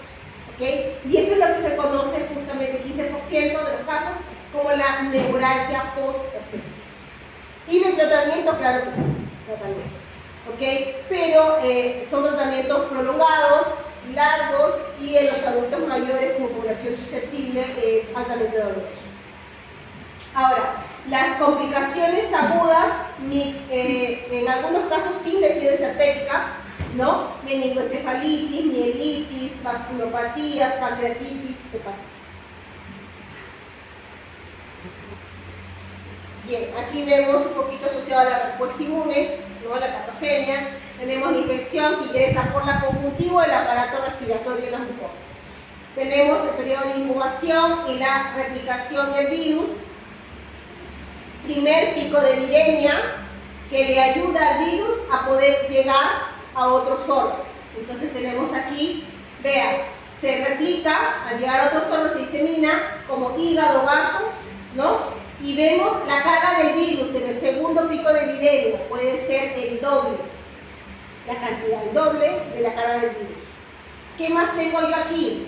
Tengo justamente presente en el sistema inmune inicial los interferones de tipo alfa, por ejemplo, producidas por las mismas células dendríticas, producidas por las mismas células que están siendo infectadas, creando el estado antiviral. ¿Qué más tengo aquí? Natural killer, productoras de interferón gamma.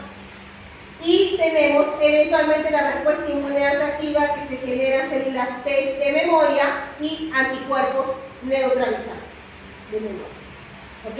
Entonces yo tengo aquí, vean, en las lesiones a nivel de la piel, en el segundo pico de Mendeleev que llega a la piel, un detalle importante es que es altamente contagioso, porque justamente en estas lesiones, las pústulas, ¿no?, se presentan, en la secreción está presente el virus. Entonces, al tener contacto con estas lesiones, puede darse la entrada de la infección, la transmisión. Entonces, ¿cuándo deja de ser contagioso? ¿Cuándo coincide? Cuando ya el sistema inmune está activado, las células T, ¿no?, los anticuerpos neutralizantes consiguen eliminar el virus. ¿Cómo se visualiza en la clínica la aparición de las costras? Cuando hay costras y ya las lesiones, ¿no?, comienzan a desaparecer, es que el sistema inmune está eliminando la carga del virus. ¿Okay? Aquí, como lo ven, en el niñito, aquí está contagioso, porque en estas secreciones de las pústulas está el virus. Entonces, al tener contacto directo, se genera claro, cuando tiene contacto con la secreción, ¿no? Aquí también hay que tomar en cuenta, ¿no?, si ingresa por las mucosas, por la conjuntiva, por el contacto, tienes algún tipo de lesión, o en todo caso tú tocas y de ahí te tocas la cara, ¿no?, la conjuntiva de ¿ok? Por eso es que es contagioso.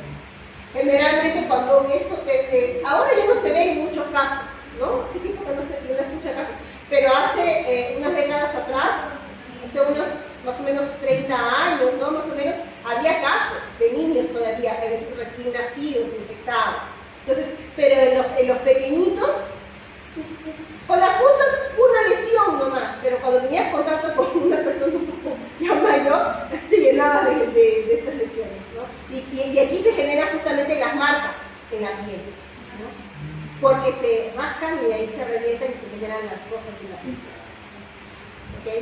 A pesar de tener vacuna, ¿no?, generalmente. Bien, entonces aquí de nuevo resaltamos, estamos hablando de una infección de tipo viral que tiene una latencia virus a nivel de las neuronas. Entonces, ¿cómo se da este tipo de respuesta? ¿Por qué aparece una varicela zoster? Que es la infección secundaria. Justamente, vemos aquí. Este gráfico es interesante. Tenemos días de infección, meses, años. Y aquí arriba, en el eje Y, tenemos la respuesta inmune frente al virus. ¿Ok? En estas líneas, puntos suspensivos, abajo yo tengo un pacientito susceptible, la respuesta inmune susceptible, y arriba la respuesta inmune competente. Entonces, ¿cómo entiendo la respuesta? En el primer contacto, ¿no?, inicial, yo tengo mi pico de epidemia, lo que vimos en el gráfico anterior, ¿ok? Y eventualmente el sistema inmune consigue controlar la infección.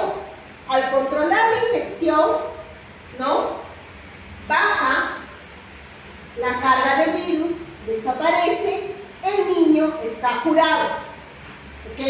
El problema es que, como mencionamos, se queda el virus a nivel de las neuronas. Entonces, ¿qué es lo que sucede? Vean aquí. Después de las semanas, de los días que ha pasado esta primera infección, los meses siguientes, la latencia en las neuronas, el virus se va liberando constantemente, se reactiva. Esto es lo que se manifiesta como un cuadro subclínico. No hay evidencia de que esto sucede, pero está pasando. ¿Por qué? Porque no va a haber carga de virus, porque justamente coincide, vean aquí las líneas suspensivas, ¿no? La parte de arriba, el sistema inmune está, ok. Entonces, tengo anticuerpos neutralizantes. ¿Qué es lo que van a hacer? Van a bloquear el acceso del virus a cualquier célula que quisiera invadir. Lo van a neutralizar y van a ayudar a opsonizar, y por las células de memoria citotóxicas mueren. Y ahí quedó, no pasó nada. Se reactiva, ¿no? Y coincide con una respuesta inmune eficiente y va desapareciendo constantemente. No hay pico de epidemia, no hay manifestación, y esto sucede a lo largo de los años, décadas. ¿Ok? Se va presentando reactivación de forma periódica. Lamentablemente, en algún momento va a coincidir con una susceptibilidad en el sistema inmune, de repente cuando el paciente tiene 80 años. ¿Okay? Entonces, esta susceptibilidad o la reactivación es suficiente para que, al no poder controlar el virus, genere un pico de fiebre. Y es lo que se manifiesta como la varicela zoster. Y aquí se presentan las lesiones en el adulto mayor y en el lado del cuerpo, las neuralgias posherpéticas. Que justamente se presenta solamente de ese lado. Y esto es la varicela zoster. ¿Cómo prevengo esto? ¿Cómo se previene? Una vacuna de refuerzo. Y en muchos países, no en nuestro, está dentro del esquema de vacunación del adulto mayor, obligatorio. Entonces, personas con más de 60 años, más de 65 años, ya comienzan a ser inmunizadas contra la varicela zoster. ¿Para qué? Para prevenir este tipo de reactivación. ¿Ok?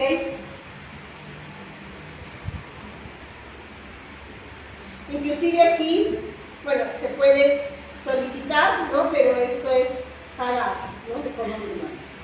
Porque sí hay la vacuna de la varicela y se le puede aplicar a los adultos mayores.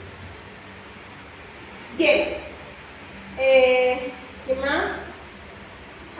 Aquí lo que está previsto es que también, por ejemplo, en algunas condiciones, cuando se tiene pacientes con un grado de riesgo, pacientes inmunocomprometidos, recién nacidos de madres que no presentan respuesta inmune frente a varicela y hay un riesgo para el neonato, se les da inmunoglobulinas anti-varicela zoster.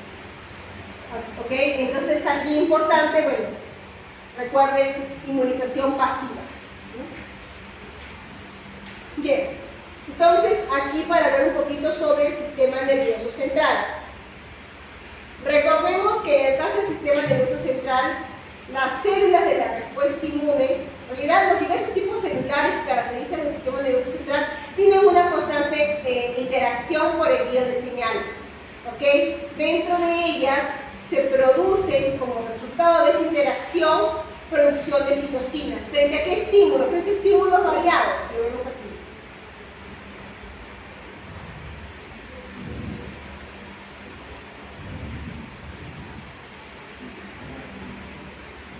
Tenemos, veamos, vean aquí los tipos de estímulo, las células, ¿no? Las citocinas y cuál es la función que genera esa respuesta.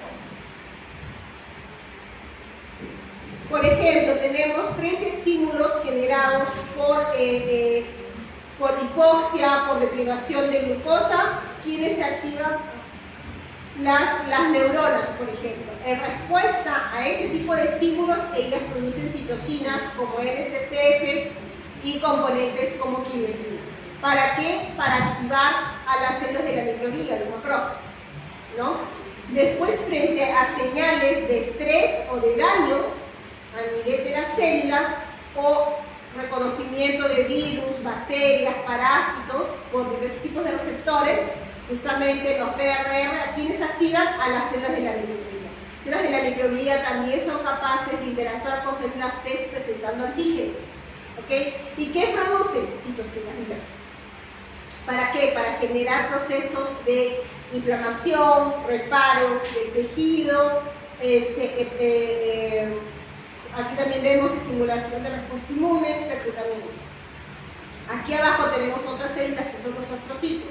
Los astrocitos son estimulados por virus, por macrófagos de la misma microglía que vemos aquí y por células T. Y también producen citocinas con diversos tipos de actividades, en algunos casos acción antiviral, ¿okay? O problemas de respuesta, generando problemas de respuesta inflamatoria.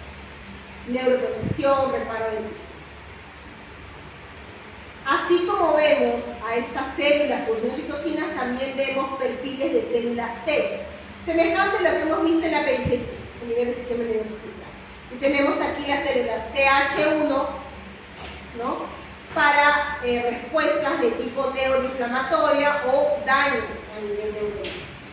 TH2 para disminución de la respuesta inflamatoria, TH17 para neuroinflamación o neurodegeneración, células T reguladoras para neuroinflamación, para la disminución de la neuroinflamación, regulación. Tomando en cuenta estos tipos de respuesta, vamos a tomar como ejemplo este virus, que es el virus de la rabia, que se sabe que es un virus de tipo RNA que tiene una cubierta lipídica, ¿ok? Tiene una forma de bastón. Estamos hablando de un virus que pertenece a la familia de los rhabdovirus, el género lentivirus. Ahora, el virus de la rabia se sabe que genera una infección de tipo zooantroponosis, ¿okay? En el cual termina afectando a diversos tipos de animales vertebrados, ¿okay? De los cuales lamentablemente también afecta al ser humano, a pesar que no somos su hospedero definitivo, ¿okay? Pero estamos en el medio del camino, ¿no? Entonces, ¿qué sabemos de este virus? Sabemos que tiene un periodo de incubación largo.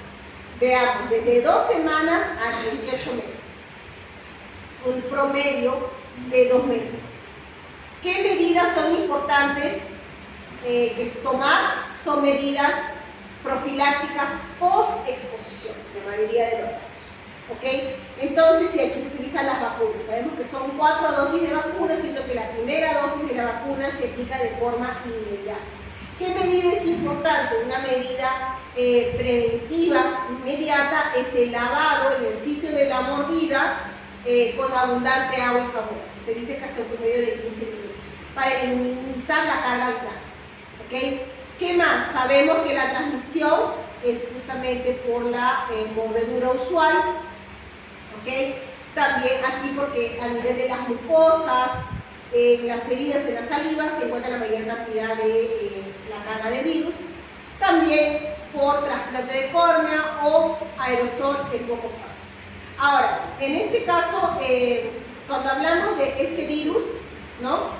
Se sabe que en el caso de la transmisión utilizando las mordidas de los animales, puede ser animales de tipo salvaje, pero en la mayoría de los casos las infecciones por rabia son generadas por mordida de perros.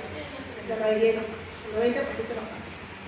Entonces, dependiendo del sitio de la mordida, se toma como medidas profilácticas post-exposición vacuna, ¿no? Que tiene antígeno, y dependiendo, cuando es una mordida de categoría 3, se toma también inmunoglobulinas, que vamos a ver un poquito más adelante. Entonces, ¿qué tenemos aquí? El virus, que habíamos mencionado, el virus de la familia de los rhabdovirus, tiene como material genético RNA, tiene una cubierta lipídica que va a proteger proteínas estructurales del virus, que se sabe que son 5 las importantes. Uno de ellos, sus glicoproteínas. Sus glicoproteínas del virus van a estar relacionados a la adhesión. ¿Se adhiere a quién? Justamente lo vemos aquí. Se adhiere a los receptores de acetilcolina a nivel neuromuscular. Es la glicoproteína G. Esta glicoproteína G es súper importante a nivel antigénico, como acabo de mencionar, porque es frente a esta glicoproteína G que se van a generar los anticuerpos neutralizantes. Importante, obviamente, que si tenemos un anticuerpo neutralizante que neutralice, para la redundancia, o que bloquee el sitio de unión de la glicoproteína con el receptor de acetilcolina. ¿Okay? ¿Qué más? Se inocula el virus y este va a comenzar a subir, ¿no? Asciende por medio de los nervios sensoriales a nivel de la piel, los ganglios dorsales y llega a infectar al cerebro. Entonces aquí infecta las neuronas y genera disfunción neuronal. Por eso es que uno de los síntomas es alucinaciones, ¿no? Confusión. El paciente entra en parálisis, entra en coma y esto puede progredir para la muerte. Importantísimo que las medidas profilácticas sean tomadas antes de que comiencen los síntomas clínicos, porque se sabe que una vez que comienza la sintomatología, la progresión no es muy buena de la enfermedad.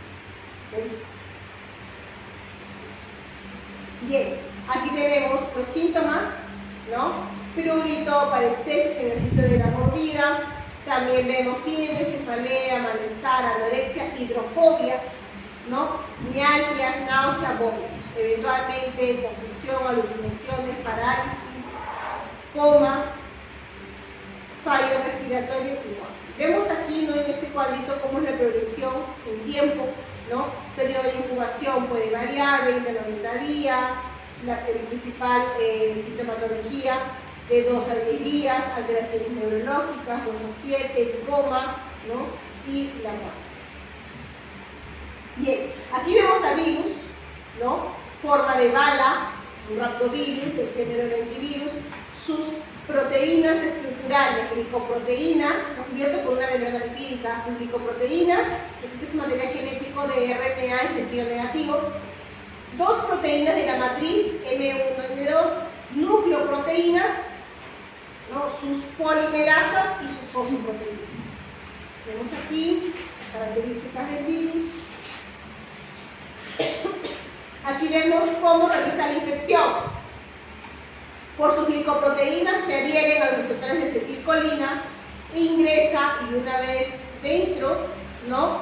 de las neuronas, lo que va a hacer va a liberar su material genético. Al liberar su material genético, ¿no? como es un de RNA en sentido negativo, va a generarse, va a transcribirse en RNA mensajero para después sintetizar más proteínas. Entonces después se traduce justamente en los componentes proteínicos que se ensamblan, ¿no? Y aquí se genera justamente la liberación del virus.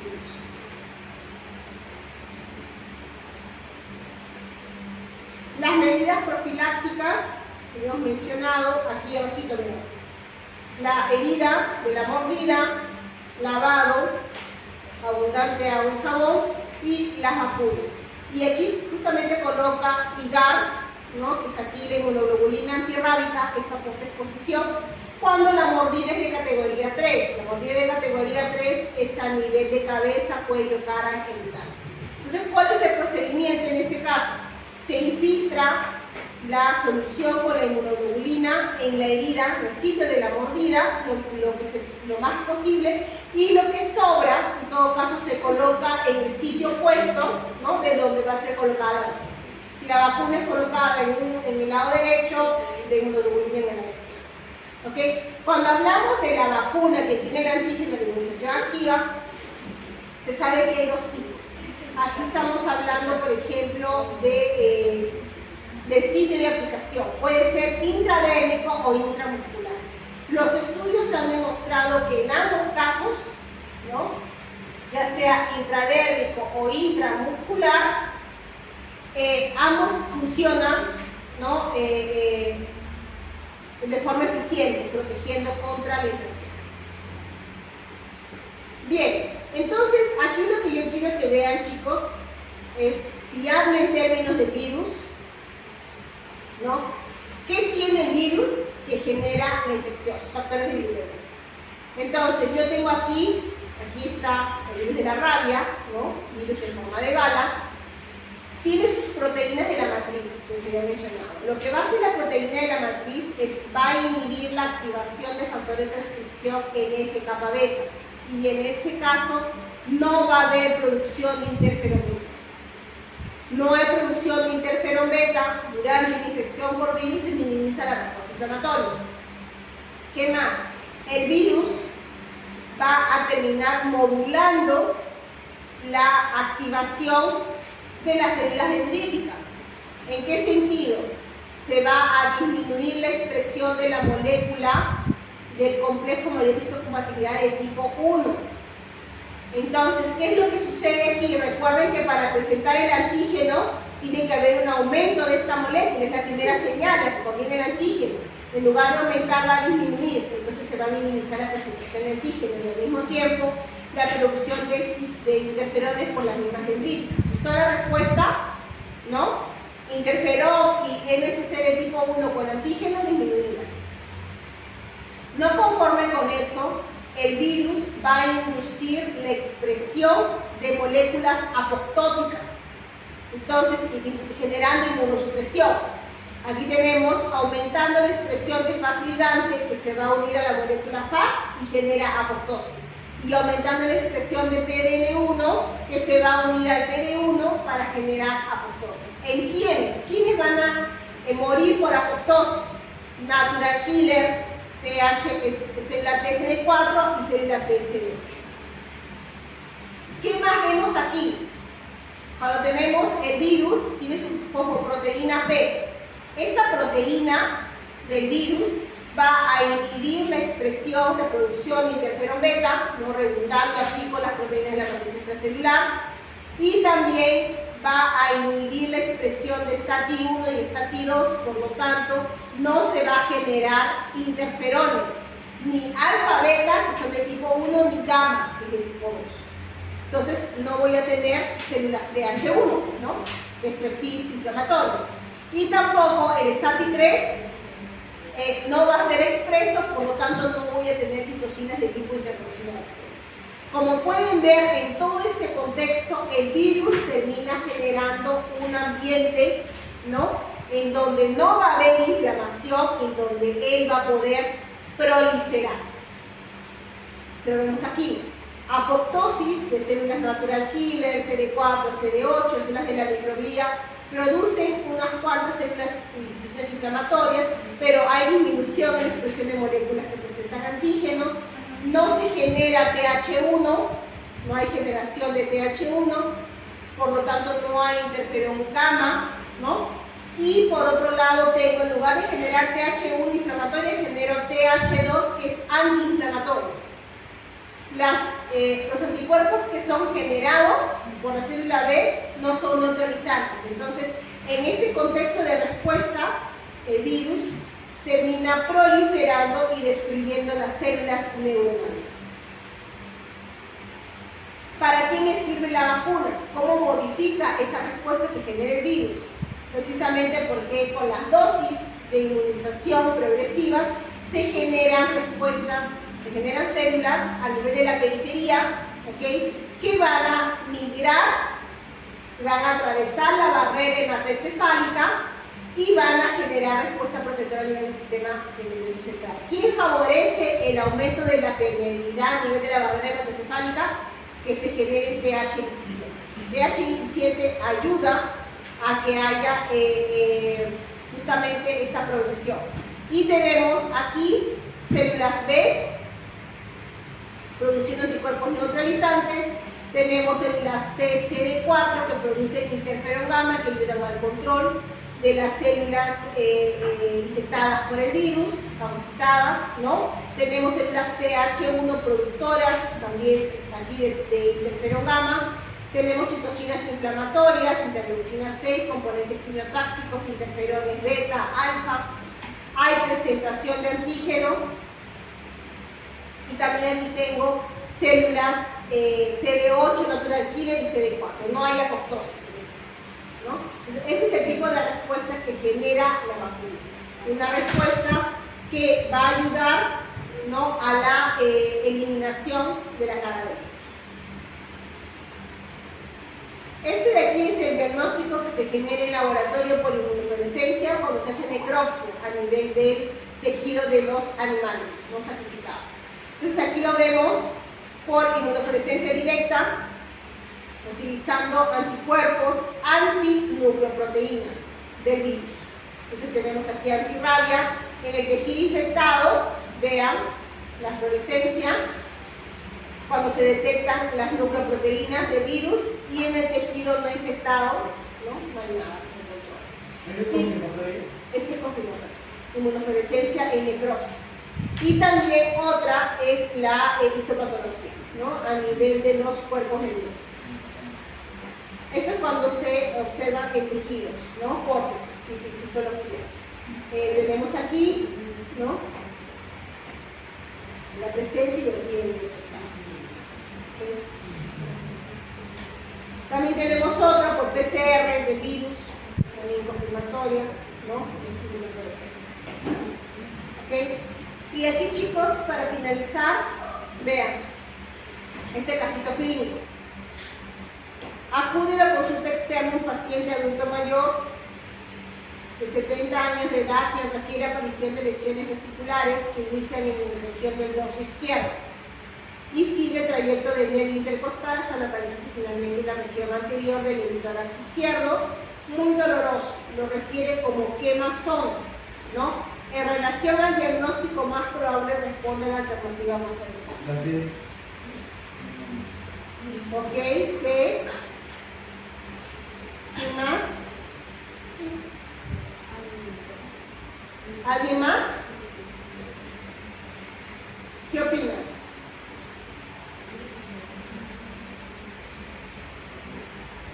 ¿La respuesta C? ¿Sí?